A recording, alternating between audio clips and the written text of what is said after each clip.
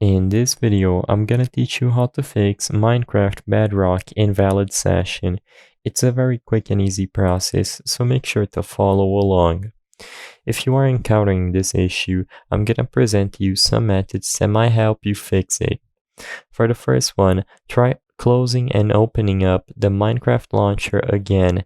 It's a simple step, but it's good to try to re-establish a connection to the Microsoft servers.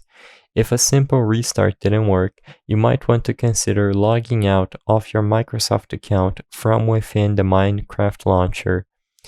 If restarting the launcher and logging out and back into your Microsoft account doesn't help, something else you can try is to open up the CMD on your computer and within the command prompt, type ipconfig/flushdns.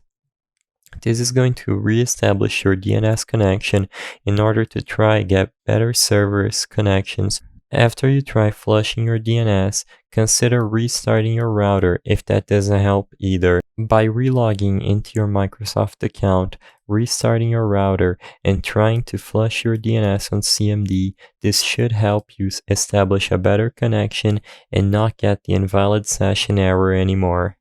I hope I was able to help you on how to fix Minecraft Bedrock Invalid session. If this video helped you, please be sure to leave a like and subscribe for more quick and easy tips. Thank you for watching.